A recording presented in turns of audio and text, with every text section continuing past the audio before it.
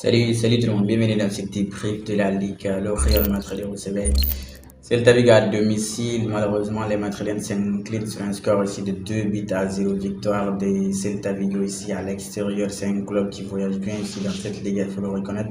À chaque saison presque, j'ai envie de dire, Celta Vigo arrive à arracher des points avec les gros club ici de la Liga, soit Espagne, soit le Real Madrid, soit le Barça. Mais là, ce que Celta Vigo a fait face au Real Madrid, c'est pas possible à ce niveau de cette compétition. Ce que le Real Madrid est en train de nous proposer là, c'est pas bon du tout. Et dire que le Real Madrid sort d'une bonne performance, le match le plus abouti ici face à Atlético de Bilbao, ils ont marqué sans encaisser là-bas avec un triplé ici de Kylian Mbappé. Là, ils viennent. Qu'est-ce que Xabi Alonso fait? Xabi Alonso, c'est le nouvel entraîneur cette saison ici du Real Madrid qui a remplacé directement ici Carlo Ancelotti. Xabi Alonso, on a vu ce qu'il a fait à Bayer Leverkusen. D'accord, là-bas il n'y avait pas de stars ici, des grands noms comme ici, mais il a réussi à faire quelque chose là-bas de très très impressionnant. Il vient au Real Madrid, on s'est dit oui, il va faire la même chose, il va implémenter ce qu'il a déjà fait à Bayer Leverkusen, c'est-à-dire quoi? Possession, pressing très haut ici, c'est pas ça il vient faire ici. Il vient ici, il te met un classement, sachant que le classement qu'il avait mis face à Bilbao, c'est un classement qui avait payé, qui avait marché, qui a été salué par tout le monde et qui, on a dit, c'est le meilleur match depuis qu'il a été sur le banc du Real Madrid. Là, il vient, il chamboule tout. Il s'est dit chaque match ici, Xabi Alonso vient te mettre un nouveau classement ici. Nous sommes à la 16e journée de la Ligue ici, à la 5e journée de la Ligue des Champions. Jusqu'à présent, Xabi Alonso n'a pas un 11 type. D'accord, il y a des blessures. Il a perdu presque ici tous ses défenseurs ici. Sur les 10 défenseurs ici, il y avait beaucoup qui étaient absents. Mais sur cette feuille du match ici, au départ, tu avais ici Eder Militao, tu avais Rudiger, d'accord? Tu as Carreras et puis tu as Raúl Asensio et les remplaçants ici, Franck Garcia. Tu viens mettre ici un classement à la défense là-bas, sachant que tu as Rudiger qui est revenu ici, le blessé, qui a fait un bon match ici face à Bilbao. Pourquoi tu mets Rudiger sur le banc, Xabi Alonso? Tu peux nous donner cette réponse. Pourquoi tu mets Rudiger et puis tu les mets ici à replacer Carreras comme défenseur central, puis tu mets là-bas Franck Garcia comme latéral gauche? Dès que j'ai vu le classement, j'ai déjà dit directement qu'est-ce que Xabi Alonso a vu sur Franck Garcia. Pourquoi tu titularises Franck Garcia? Ce gars, il n'a pas le niveau du jeu au Real Madrid. Il a eu la chance de signer là-bas, mais il ne peut pas jouer devant les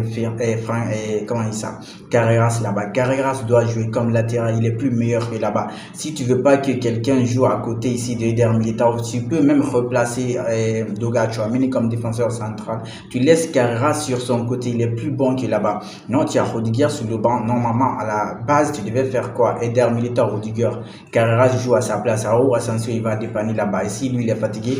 Ici, Federico Valverde va jouer à sa place. Non, il vient, il chamboule tout. Au milieu là-bas, il a vu, ça avait marché ici. Jude Bellingham avait sorti une top performance face à Bilbao sans aider le gars ici, son petit, j'ai envie de dire, c'est Arda Güler.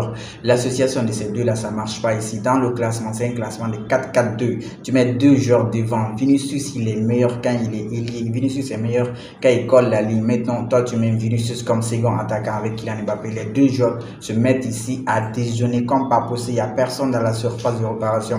Et comme si ça suffisait pas, ils ne pressent pas. Le pressing jusqu'à présent, c'est pas coordonné. C'est pas un pressing synchronisé. Si le déplacement, rien n'est travaillé ici. Le mouvement, c'est pas possible. C'est comme des joueurs statiques ici, ils ne bougent pas. Il n'y a pas de mouvement ici. Quand ils ont le ballon, tu as un joueur qui a le ballon, il n'a pas de solution de passe. Normalement, un joueur qui a le ballon ici avec le système de Xabi Alonso, tu dois avoir deux joueurs minimum disponibles ici à recevoir ton ballon. Non.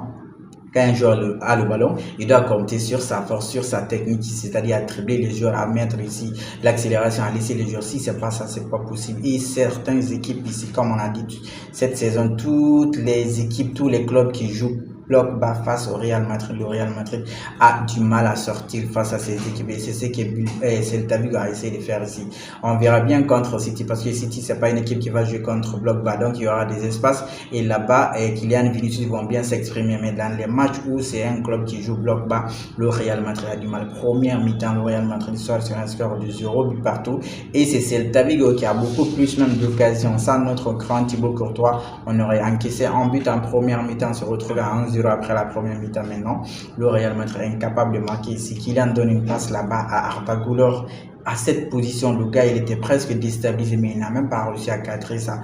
pas possible, pas des occasions danger. Vinicius introuvable ici. Kylian, il ne fait que dézonner sans trop être important dans le jeu. Le jeu en première mi-temps, c'était lent, il y avait trop de passes ici latérales ici sans importance. Tu fais circuler, tu circules, ça va pas vite. Tu joues contre une équipe ici, comme j'ai dit, qui joue bloc bas. Tu dois jouer très vite ici les ballons pour ne pas que l'équipe ait le temps ici de se replacer, le temps ici de prendre les joueurs ici mano à mano. Non, le Real va tout doucement, comme s'il n'a rien à perdre ici. C'était lent. Deuxième mi-temps, il rentre avec le même rythme ici, mais c'est mal connaître Celta Vigo, le match qui nous ont sorti. Waouh! Les joueurs là-bas au milieu, Ilex Moriba et Borja Iglesias et le buteur Williot. Wow, top performance de la part de ces. Surtout Iglesias, il a causé du tort au Real Madrid. Disons en première mi-temps ici, ce qui fait que Xabi Alonso lui-même il doit se dire pourquoi j'ai fait ce classement ou pourquoi mon équipe joue comme ça, tellement que les joueurs étaient trop. La transition défensive c'était nul, les joueurs ne revenaient pas. Ce qui a obligé ici à Eder Militao de faire un sprint là-bas. Il s'est blessé en revenant ici défendre sur le joueur de Celta Vigo. Maintenant, tu as un défenseur blessé. Tu as Eder Militao, Carvajal, Dean Hussein, Trent Alexander-Arnold ici. Tu ajoutes là-bas qui a Ferland Mendy ici. Ils sont blessés. Avec maintenant l'exclusion ici de Franck Garcia, l'exclusion ici de Carreras. Tu vois, maintenant, tu te retrouves avec seulement deux défenseurs centraux disponibles ici, Dean Hussein et Raúl Asensio et Rudiger. C'est eux forcément qui vont jouer contre ici City. Il faut faire ce que ça marche. Il faut faire les choses simples comme il faut aller à la... C'est de façon basique ici. Il faut mettre chacun en sa place ici. Sinon, ça ne va pas du tout marcher. Deuxième mi-temps, les joueurs, ce ne sont pas possible. Le Real Madrid s'est fait dominer à 11-11. Deuxième mi-temps, il y a un second carton jaune ici. Maintenant, je reviens sur la performance Tocares Müller ici. Une copie de brouillon de la part de Franck Garcia. Franck Garcia, à la 64e minute, le Real Madrid avait le ballon. Il a le premier carton jaune. 63e minute. Même pas une minute. 64e minute, il a deuxième jaune. Ça fait carton rouge.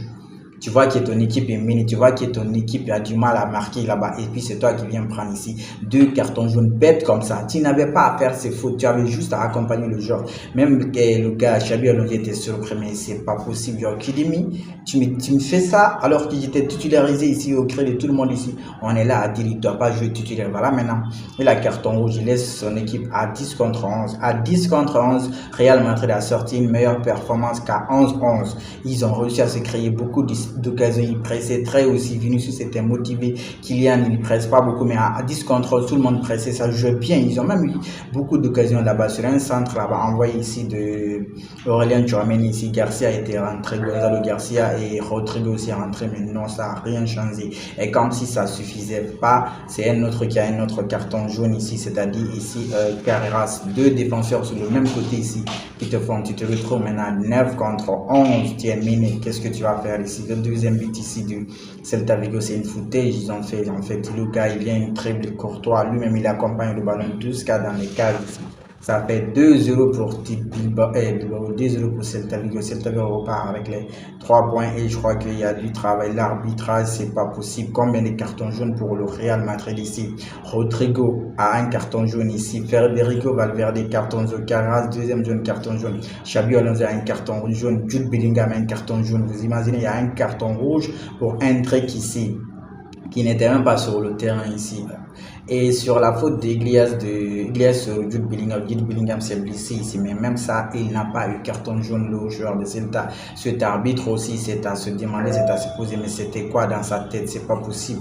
Mais en réalité, c'est la performance du Real Madrid qui a été nulle, une performance de Tocares, c'est une performance, une copie de brouillon, comme pas possible. On verra bien ce que ça va donner contre City qui va très vite avec un attaquant en forme actuellement, Erling Haaland. On verra bien ce que ça va donner, mais là, c'est une copie de brouillon de la part du Real Madrid. Il s'incline à domicile sur un score de 2-0 et laisse 4 points ici et reste à 4 points du Barça pour la course au titre du championnat. Ça va, si c'est pas trop comme on va dire ça même. On verra bien qui va finir. En tout cas, le retour du Barça en forme. Le Real Madrid qui est nul, c'est pas possible. Et Xabi Alonso déjà est sur la sellette. Parce que s'il perd contre City, c'est fini. J'ai envie de dire presque pour lui. On verra bien qui va venir le remplacer. Mais les égos, il faut prendre des décisions. Tu peux pas mettre les deux là s'ils ne s'entendent pas. Les Jude Bellingham, Arda Güler, ils se marchent des yeux. C'est pas possible. On doit être sur le banc. On verra bien ce que ça va donner au prochain match. En attendant le prochain décret, on continue de liker, on s'abonne et surtout, on reste safe.